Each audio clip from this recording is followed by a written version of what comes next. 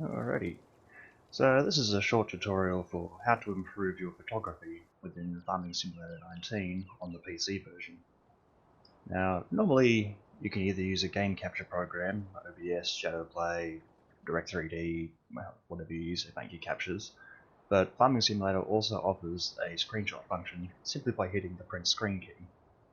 Now, normally this sort of photo would be perfectly fine, but most of us would notice that there's the cursor reticle circle in the middle, and we've also got the date, time, and money up at the top right, which we don't really want.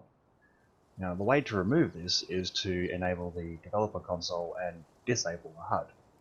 So the first thing that we do is we go into the Farming Simulator directory. So in my case, it's under Program Files, Steam, Steam Apps, Common, Farming Sim 19. We're looking for the game XML within the actual install directory of the game. And then we add the line at the bottom, development, and then controls, true, and then we close off those tags, so as demonstrated here. And this will enable us to use the tilde, or that little wavy line, or that little key up next to one, to bring up the development console to run the functions. So we'll hop back to our game, and what we'll do now is we'll disable the HUD. Now to do this, we bring up the console, again with that little key that's above your tab, tilde or however it's pronounced, and we do it again, which should enable us to type, so we can see that we have a flashing cursor next to the pound sign or the hashtag. And the command for that one is gs toggle, and then we press tab a few times till we get to toggle, flight, and no HUD mode.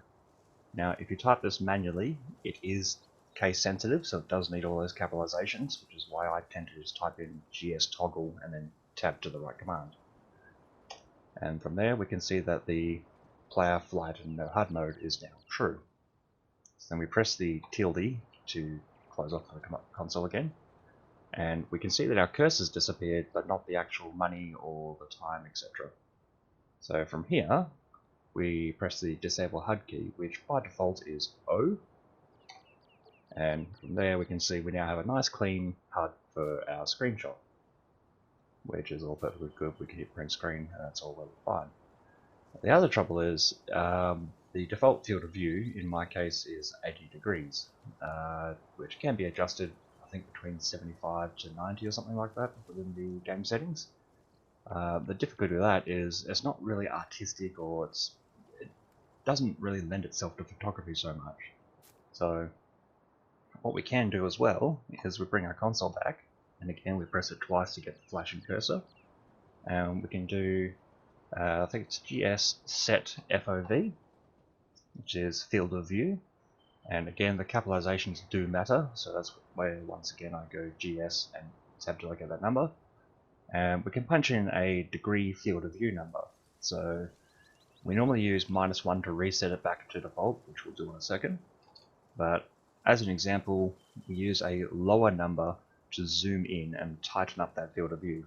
So if we go 35 degrees, we can see that we've zoomed in, and so of course to counteract that we back off, and from there we can take a photo which makes it look a bit more impactful and really brings the tractor to the forefront of the photo. The other option is we can go the other way, and we can set it to, say for example, like a GoPro or like one of those sports action cameras. They tend to use a field of view between 120 to 180. So if we go 120, we can see we get that fisheye, that real stretch, and it zooms out. But the good thing about this is it allows us to get real close, and we can get some real stretchy, sort of contorted, stylistic sort of views. The other thing to note with the field of view is it applies per camera. So what this means is, whilst I have 120 and everything looks really wonky and like I'm some sort of gamer pro, if we hop into the tractor, it resets back to default. And much the same as if we were to set the field of view to something ridiculous on the tractor, say 10 degrees, so even if we zoom right out, we get a nice good solid shot of the tractor. When we hop out, we're back to our big massive number. So again, we reset that with gs set FOV, -1, and that resets it back to the default. And you will need to do this for every one that you've changed. So other than that, the different things to consider when taking photos is just composition, so how things are placed. A classic example of this is if we, there we go, turn the wheel like that, we just throw that down like that. The trick I'm doing here is if you hold down the steering and then hop out of a vehicle, it will lock the steering to that position. But in this case, if I was to take a photo from here, it looks great if you're doing a tire commercial, showing off the treads and the pattern of the wheel, but when photographing vehicles, you typically want the wheels to be pointing away from the camera. So if I was to take a photo from this position, I would actually get back in, turn the wheel the other way, and then we get something that's a bit more aesthetically pleasing because we can see the rim and it makes it look like it's doing something. The other one this is good for is when you're driving along, we can make note of whether we want the lights on, whether we want the beacons on, and when you're taking photos of stuff like beacons where it flashes and it's momentary, you may need to hit the print screen button a few times to try and capture that light the exact way that you want it. This is really good for taking dynamic shots, and unfortunately I don't have anything in the bucket at the moment. But what we can do is, let's say if we're trying to go for a turning shot, so in this case we sort of want the tractor to be more prominent. So then what we would do is, again, we would boost up that FOV, boost it up.